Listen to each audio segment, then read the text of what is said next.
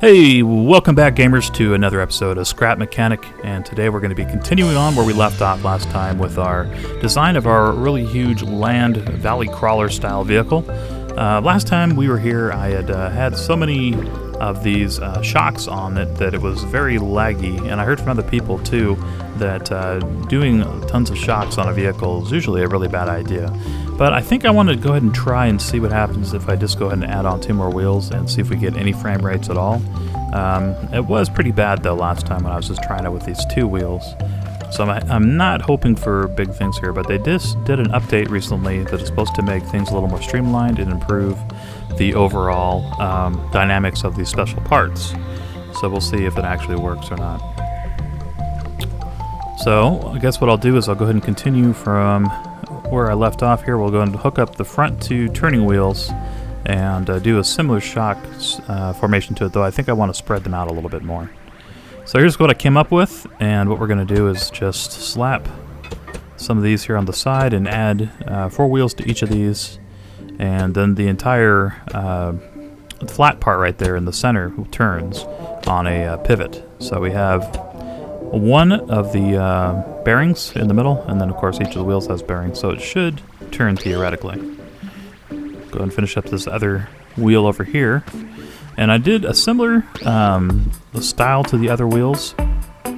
So there it is, completed with the 4 wheels, just to test to see if we can get something this large with this many struts and shocks on it to work. I guess they're actually just all shocks, they're not really struts. All right, let's go ahead and pull out the lift here and see what happens. Let's see. I guess I could actually take that off too, but I guess we'll just take it off here. Wow, and immediately our frame rates have dropped to 1 on Fraps. You guys can't see that, but you can probably just tell by looking at the screen. Look at the grass. It's perfectly still except for like once a second it will move. So yeah, this is not viable using this amount of shocks in conjunction with each of the wheels.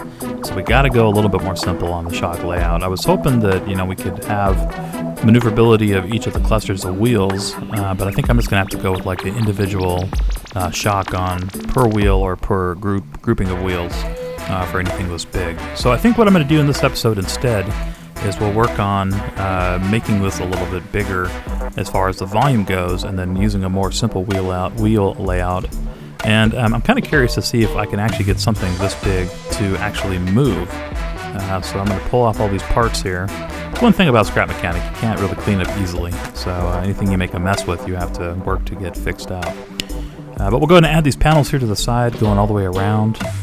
And I'm going to go ahead and, I think I'm going to make this about like 3 stories tall, and probably even have some stuff on the top layer, like a helicopter pad, maybe a cockpit of some sort, like we'll make a little flight deck room or something like that. So right now, I think in this episode, we're just going to go for a giant cube, and just see if we can get a giant cube to move. So I'll go ahead and finish up the bottom level. So this will be equivalent to like 1 floor, and then I'll do 2 more on top of this. Right now I have it on the lift, but we probably are just going to put some simple wheels on at the end. So we'll go ahead and fill this in. One thing I really like about Scrap Mechanic is the ability just to lay down a huge swath of blocks and run them all the way out. So we can do that pretty easily. Alright, now here on the top, this is going to be the ceiling of floor 3, and then floor 4 we'll just go ahead and build on later, I guess. So if we just have the floor on, it should be okay. Let's go and pick up a couple more pieces, and let me show you what I've come up with here. Actually, we'll take our vehicle over there too, because I want to make a giant garage inside of this vehicle to store like 2 or 3 other vehicles. So I can put my creations inside and then put my flying ones on the roof. That's kind of the idea. So we'll take the bug out vehicle and throw it around here. And what I need to do is go ahead and carve out the garage slot and some of the interior rooms in this episode. I'll probably throw down some of the engines too, and put a couple decorations. I'm not going to go too crazy though, only on the inside. The outside will come later, as far as making it look not like a giant cube, and making it look a little cooler. So here's what I got so far. That's just 3 levels stuck together with all the walls all the way around it. And let's show you inside real quick.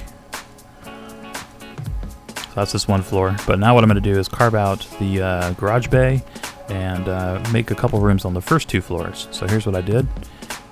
So we have an entry, and then around the corner here, I didn't go all the way to the other wall, but I left a little space to park vehicles. And then I'm going to go ahead and create a couple staircase using some of these banisters and the stair that were provided here in the backpack. So we'll run these all the way up, and I guess I'll go ahead and do that for the floor 2 to 3 and 1 up to the roof too. So let's go ahead and lower this thing and see if we can get a vehicle in. I love that bug where you can clip right through the dirt if you're on a lift. But it helps in this situation because I'm not going to be doing any doors or anything like that in this episode. I'll save that for a later episode. And I think what I'd like to do too is have some of you guys who watch me and play Scrap Mechanic join me and maybe help me build out the interior. I mean, I have some room on floor 3 that I like to add rooms to and things. So definitely there, and then also add maybe some decoration to the shop. And I'm also going to be creating like a water room and an engine room here on the back side of the wall that I'm facing right now with this bug out vehicle. Just going to get this dude parked in here. There we go. Alright, and then we'll sneak out the back here. I mean, eventually I'd like to have the same kind of level of detail as this bug out vehicle with all the lights and bars and all the detail and stuff, but right now we're just kind of working with the skeleton. Guess upstairs we'll add a couple windows here on the front and side, so we can kind of have this as a control room or security room or whatever you call it. Now, of course, there's no windows in Scrap Mechanic, so I'm using these bars here. So some kind of protection. There we go. But still lets people see out if they get up on it. And then we'll go ahead and continue all the way down the side with that. So here's what I got on the front and the side, and then I threw a little welcome sign down there too, along with the stairs. And then I think next we're going to go ahead and add some rooms here to the back. So we'll go ahead and put our engine room on one side over here, and then the opposite side I'm going to add like a water or plumbing room later on. So we'll throw down some motors. This is what we'll use to just kind of preliminary power our first wheels.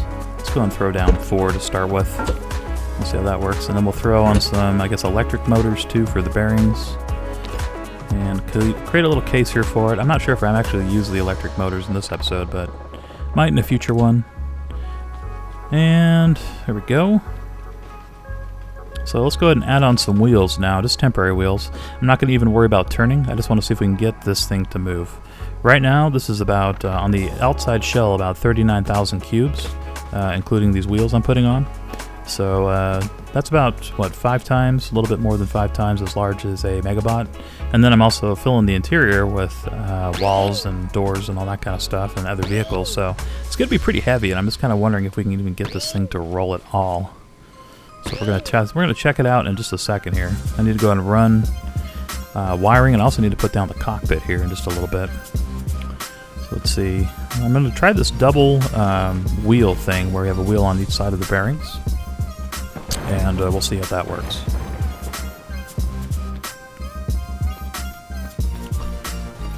Alright, so here we go. I'm going to go and put down some controllers here too. This will be for bearings later on, but we'll just put it here in the engine room. So pretty much all our important controls will be stuck in this room by the shop. Okay, now I also want to add another staircase to get up from floor 3 to the roof.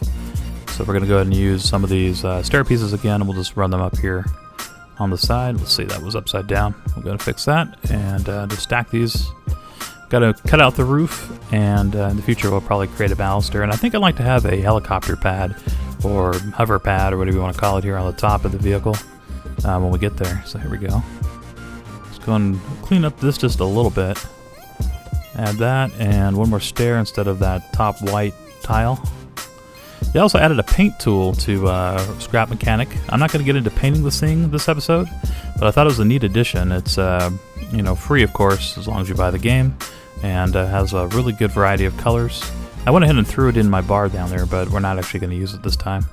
All right, let's run up here to the front, and let's plop down one of our seats. About right here, I guess. All right, that should give us a pretty good vantage to start with. Now we need to go and run our wiring from our pilot seat and go to our engines and then to each of our wheels. So it takes a little while. We got to run down 3 flight of stairs just to hook it up into the first engine, but I think this will work out okay. and then these will have to connect to either the front or the back wheels. I'm not sure. I guess I can't go through there, so we're going to lift it up, and I guess I'll do the back. And we can turn our bearings too, so they're all going forward. Alright, so now I got the back wheels all set up. Let's just see if we can get it to move with just the back wheels and do our little test here too, pulling the seat out. And good news, we're not stuck down at 1 frame per second like we were earlier. So using some simple shocks seemed to do the trick. And now we'll see if we have put on enough power with one motor to just power the back wheels and move this 39,000 plus block monstrosity forward. So it is pretty big, so I'm not sure if that's going to be enough power to even get it to move, but let's try it here. Alright, I'm in, but I don't see anything happening. Well, maybe it's moving a little bit. Maybe a little bit? I'm trying to like look at the ground and see if I see any movement against the wide of my vehicle. But I think we need more power. So let's go back to the boards. Let's hook up a second motor to the front wheels and try 4-wheel drive. So we're going to run this outside, and we're going to do the same thing, hook them into the bearings on the left and right, and make sure they're all facing forward. Again, I know this vehicle looks a little derpy right now, it's just a giant square with square wheels on the outside, but we're going to make it look a little slicker in the next episode when we go ahead and create turning wheels on the front, and I'm probably going to add more wheels too, I think, in total, probably like all the way across the front so we don't get high centered on anything, and connect the front 2 sets of wheels together so they turn on an axis, or an axle rather. Okay, let's get them up here,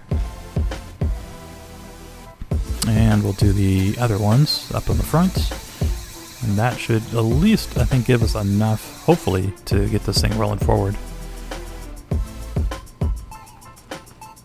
Jump here on the blocks, there we go, and one more.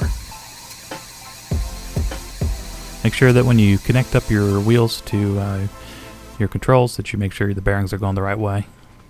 So I got them all faced the right way, it looks like. We'll use our little step here to jump on up. And let's increase our power. I'm not going to go all the way to the top, but pretty close. There we go. Well, there we go. 1 notch before the very top power. So we'll see how that does without maxing out our engines. But we have more of them now. Alright. Here's the test. Wish me luck. Alright, so we're powered on, and we're moving. Barely. Now, I sped up this video clip, so the movement that you actually see here was a lot slower when I was playing it back, but we are moving a little bit. I see the ground moving down below us, so that's good news, because we don't have the engines maxed out. So what I think I'm going to do is run back down. We'll turn the engines all the way up here to top power on both those two, and we still got 2 more engines, and so I'm going to add those 2 more wheels in the next episode and make the wheels a little bit better laid out and make them look a little nicer too. I probably won't do too many embellishments to the outside until later on, adding on details and more textures and stuff like that, but I will eventually. So this is regular speed, and you can see now at max power we're really moving pretty decently for a huge ass vehicle like this. Hey, I just wanted to say thank you guys very much for checking out this video and for following me here on YouTube. I'm now at over almost 4,150 subscribers, so I've gained quite a few since my last video, and I appreciate you guys being here and checking out Robocraft and scrap mechanic and reassembly videos here for sure. And I'm probably going to be playing a new game I picked up on Steam real soon called The Culling, just for fun. Somebody had recommended it last time in one of my older videos, so I said, what the heck, we'll try it out. So I'll probably be playing that here later today and doing a video on it soon. But thanks a lot, guys. Please thumbs up the video if you would, and leave a comment. Let me know what you might like to see added inside this vehicle. And like I was saying earlier, I would like to have some people in this if I can. I don't know if we can invite people into this particular world, but to work on the interior or build out this 3rd floor here, as it's pretty much all barren. You know, I'm probably going to gate this off so people don't fall down the stairwell, but we'll add a closet on the back or something, maybe a secret room. And then also need to detail out the bay, make it look a little bit more garage-like, and then have like a workshop area or something so you can work on new vehicles inside this vehicle, which I think would be super cool. Let's go ahead and close up the door here real quick too, on the old bug-out vehicle. And I'm probably going to do this vehicle in a similar style to the bug-out vehicle, kind of the pirate theme or whatever. So I like that a lot. But yes, this thing is standing on its own without a jack, and it's not killing my frame rate, so that is a success, I would say. So big vehicles are possible. This is about 6 times the size of a Megabot in Robocraft, just to give you guys some perspective. Well, thanks again for checking out my video, and do come back for some more Robocraft scrap mechanic and reassembly soon. Goodbye, and see you next time.